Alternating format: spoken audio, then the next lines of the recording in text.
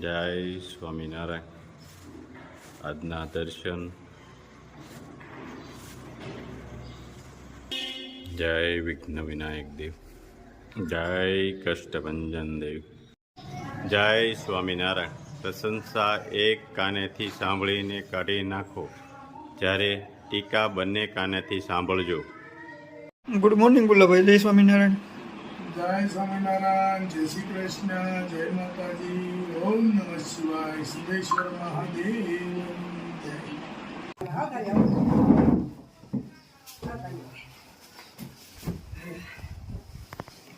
અત્યારે અને આપણે ઓલું હોય ને પરીક્ષામાં ત્યારે બહુ પબ્લિક અમે તો બહાર જ નથી નીકળે, કેમ કે રિક્ષા કે મળે નહીં જવું હોય તો અને હલાવીને હમણાં કહેતા હતી મતલબ કે ધારી નથી આવે છે, અવાજ બેસી જાય અને તાવ ચડવું તો થાય.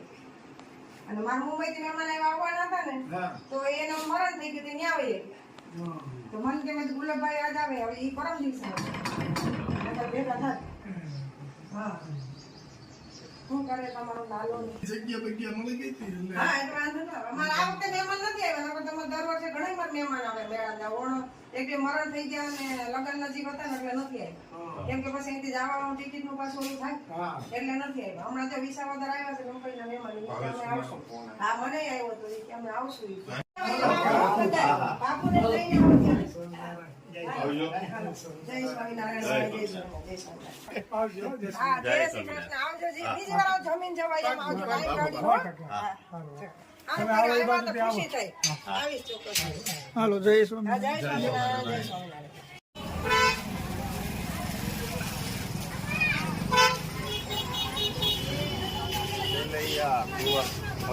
तिलका भक्तराज चलिया धाम.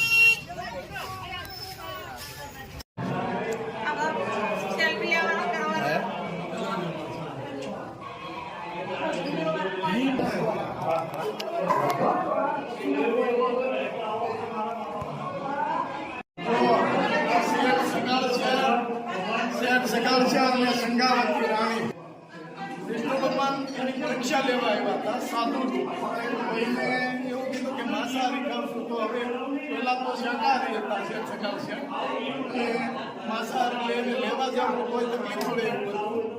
અને ભગવાને એવો હઠ કર્યો હતો કે હું માંસાહાર જ છું, તો એ માંસાહારી લઈ આવ્યા તો કે આ માંસ હું ન ખાવું, એવું તો બાળકનું માંસ ખાવું. એટલે એના પોતાના દીકરાને કે મસ્તક કાપી અને તોય વિષ્ણુ ભગવાનને પરીક્ષા લેવી હતી. એટલે એણે કીધું એમ નહીં, કારણિયામાં ખાંડી અને મને આપો તો હું ખાઉં.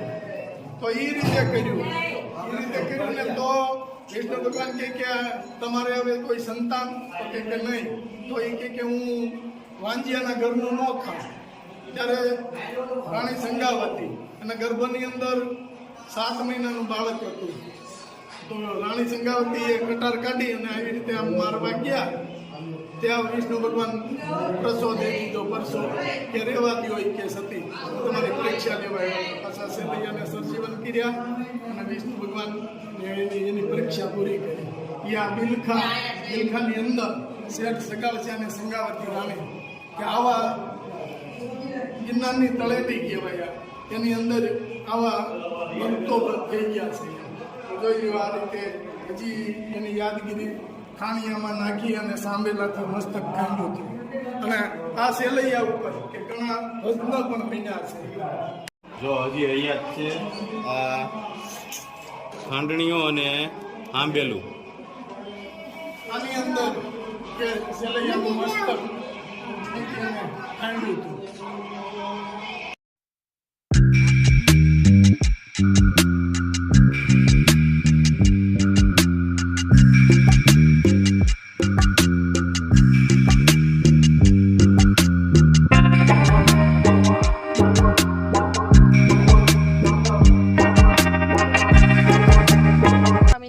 આજે અમે જઈ રહ્યા છીએ અમરેલી. કુમારી વાળાએ પ્રોગ્રામ રાખ્યો છે, બધાને 5 દિવસનો કાર્યક્રમ જઈ રહ્યા છીએ બધા દર્શનનો લાભ લેવા માટે, અમરનાથના દર્શન કરવા માટે. તો એક જય સ્વામિનારાયણ. જય સ્વામિનારાયણ. જવું છે ને અમરેલી? ત્યાં બાળકોનું બહુ મસ્ત પ્રદર્શન રાખ્યું છે. એટલે જ્યાં તમારે શીખવાનું છે બધું, બાળકોને કઈ રીતે રહેવું નહીં. જો મમ્મી તૈયાર થઈને ઊભા રહી ગયા છે. હમણાં વાહન આવે બાંધેલું એટલે આપણે નીકળવાનું છે બધાને સાથે. જય સ્વામિનારાયણ. બાળકો બધા આવી ગયા છે, નીચે ઉતરી ગયા ધીમે ધીમે બધા. આ સંસ્થાની સ્થાપના આપણા જેવા કોઈ મનુષ્ય નથી કરેલી, સ્વયં પરમાત્મા ઈશ્વરે આ સંસ્થાની સ્થાપના કરેલી છે. આ સંસ્થાનું મુખ્ય મથક માઉન્ટ આબુ રાજસ્થાન ઉપર આવેલું છે.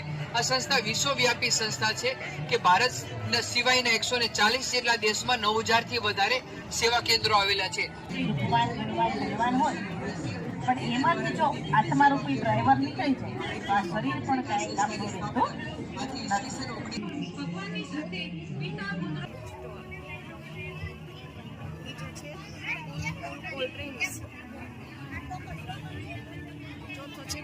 બીજા જ ખાણી પીણી મસ્ત બધું ગોઠવેલું છે.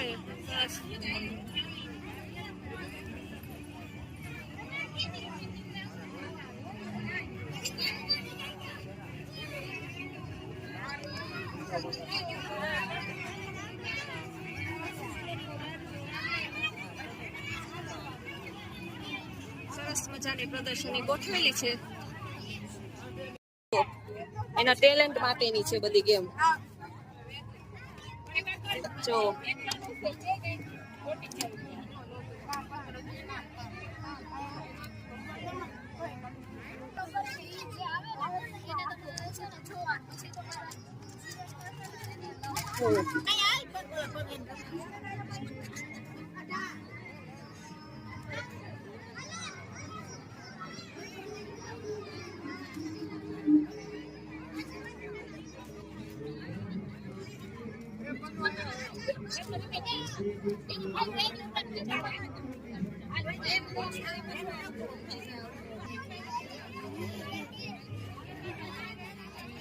નાના બાળકોને મજા આવે ને.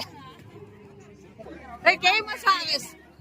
હા, કેવી મજા આવે? બહુ મજા આવે. કેટલું સરસ છે લઈ. છોટા કૃષ્ણ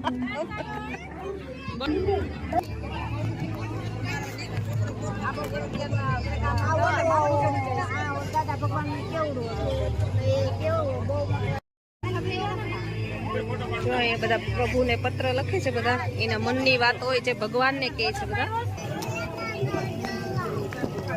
કેવી મજા આવે? મજા આવશે ને? જો આખો નકશો છે ભારતનો, એમાં 12 જ્યોતિર્લિંગ ગોઠવેલા છે. અહીંયા જો નશા મુક્તિ અભિયાનનું છે, બધા મસ્ત સ્ટોલ ગોઠવેલા છે. સેવા પણ થાય છે, લોકોની પણ સેવા થાય.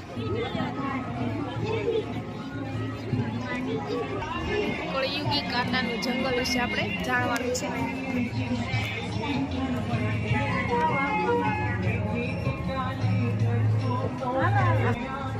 અહીંયા બાળકોને પણ શીખવા જેવું છે આમાં.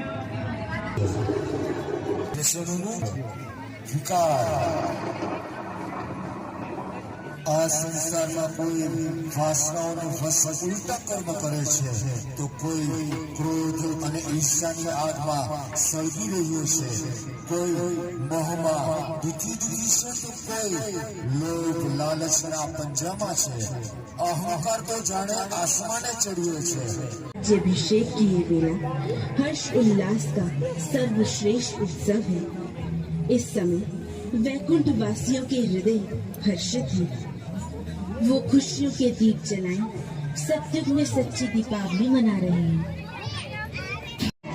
परमपिता परमात्मा की सर्वश्रेष्ठ रचना है ये सृष्टि. आज हम आपको इसी सृष्टि के स्वर्णिम इतिहास का दर्शन करा रहे हैं. ये उस काल का મેડિટેશન સ્ટોરમાં તમારા બધાનું હાર્દિક સ્વાગત છે. અહીંયા આગળ આપણે રાજયોગ મેડિટેશન શીખવા માટે થઈને આવ્યા છીએ. યોગ શબ્દ છે એના બે મતલબ થાય, એક તો યોગ અને યોગા. શું લાગે છે તમને, યોગ અને યોગા એક છે કે અલગ અલગ છે? અલગ અલગ છે. અલગ અલગ છે ને. યોગા એટલે કે કસરત, આપણું તન તંદુરસ્ત રાખવા માટે થઈને આપણે યોગા કરવા જરૂરી છે. પરંતુ યોગ એટલે શું?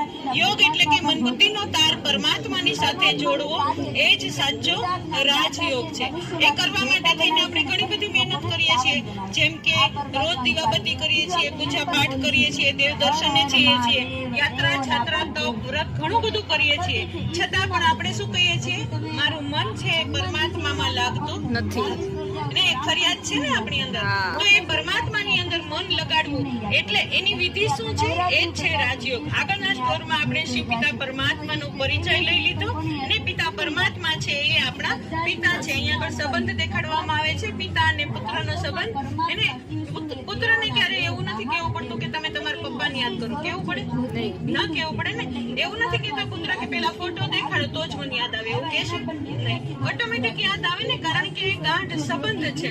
તો એવી જ રીતે પરમાત્માની સાથે આપણે ભાઈ બહેન માતા પુત્ર અને મિત્ર પણ બનાવી અને ભગવાનને યાદ કરી શકીએ અને મીઠી મીઠી ભગવાનની સાથે પણ વાતો કરી શકીએ છીએ. અને ત્યાર પછી સ્નેહ પણ આપણો જુઓ કેટલો થોડો થોડો સ્વાર્થ ભરેલો છે. અને ભગવાનને સ્નેહ તો કરીએ છીએ, પરંતુ કેવો સ્નેહ છે? થોડો સ્વાર્થ ભર્યો. એને કાં તો માંગતા હોય ને કાં તો ફરિયાદ કરતા હોઈએ. ભગવાન શું કહે છે કે ફરિયાદ ન કરો, પરંતુ મને ફરી ફરીને યાદ કરો. એ જ સાચો રાજયોગ મેડિટેશન છે.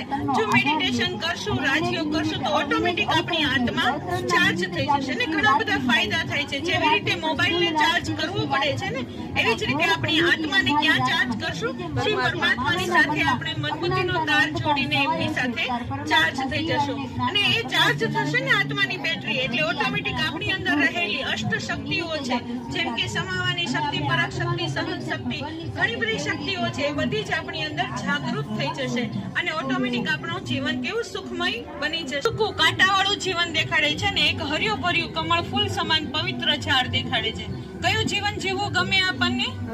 એને એકદમ સરસ મજાનું લીલુંછમ જીવન ગમે છે, પરંતુ આપણે જીવીએ છીએ અહીંયા આગળ. હે ને, જો આ સરસ મજાનું જીવન જીવવું હોય તો આપણું મન બુદ્ધિનો તાર પરમાત્માની સાથે જોડ. ઓમ શાંતિ. કેમ છે? બસ મજા મજા. તમારા વિડીયો હું કાયમ જોઉં છું. તમારા સરસ મજાના એક સબસ્ક્રાઇબર છું. સરસ, થેન્ક યુ. હા, બહુ મજા આવે અમને. Thank you. આપણે બાબાની કૃપા છે બધી, બરોબર ને? હા, તમારા જ્યારે વિડીયો આવે ને, જ્યારે તમે કંઈક આપણા કે સેન્ટર વિશે ના તે કંઈક બોલતા હોય ત્યારે મને બહુ મજા આવે. ત્યારે તો હું વધારે ને વધારે. હા, કેમ કે મારે તો ત્યાં જવાનું જ હોય રોજે. આપણે તો 4 વાગે 5:30 રોજ જાય, 4 વાગે ઉઠે. સરસ મજાનું જીવન તમારું છે, એકદમ સરસ. રાજુભાઈ અને ગુલાબભાઈ બે બહુ સરસ મજાનું કામ કરે. સરસ. આવતા રહ્યો બધાને રાજયોગ મેડિટેશન શિબિરમાં. અહીંયા આગળ સરસ મજાનો સ્ટોલ છે, મેળો છે, બધા જ લાભ લેજો જરૂર. મારી એટલે તો બધાને લઈને આવી છું. બધા હા, એટલે તમારા સેન્ટર ના ના ના બધા સેન્ટરના કાલ આવ્યા. અહીંયા બતાવવામાં આવ્યું છે કે આપણા ભારત દેશમાં સૌથી પ્રાચીન મંદિર અને સૌથી પહેલું મંદિર કોનું બંધાવવામાં આવ્યું છે? શિવનું મંદિર સોમનાથ, કે જે સોમનાથમાં રાજા વિક્રમાદિત્યે સૌપ્રથમ શિવના મંદિરની શરૂઆત કરી. ત્યાર પછી વિશ્વનાથ તરીકે પણ શિવની પૂજા કરવામાં આવે છે કે પરમાત્મા શિવ વિશ્વની આત્માઓના નાથ છે. ત્યાર પછી અમરનાથની સૌથી મોટી જાત્રા કોની કરવામાં આવે છે? શિવની કરવામાં આવે છે. ત્યાર પછી બતાવવામાં આવ્યું છે કે અહીંયા શ્રી રામ પણ કોની પૂજા કરી રહ્યા છે? શિવની પૂજા.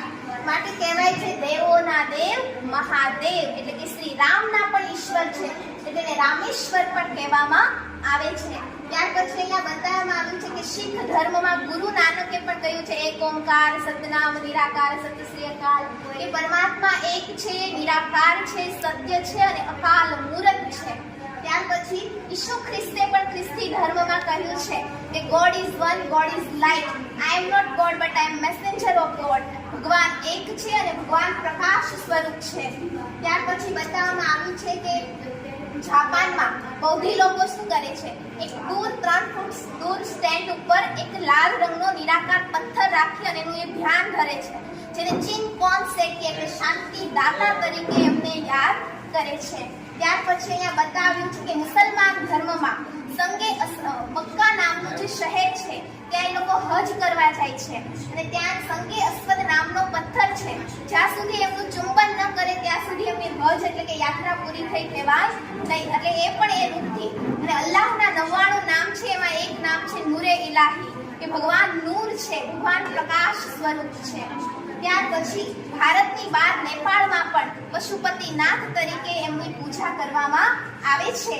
આમ સર્વ ધર્મ આત્માઓના પિતા એ નિરાકાર પરમ પિતા પરમાત્મા શિવ છે અને સૌ જાણે અજાણે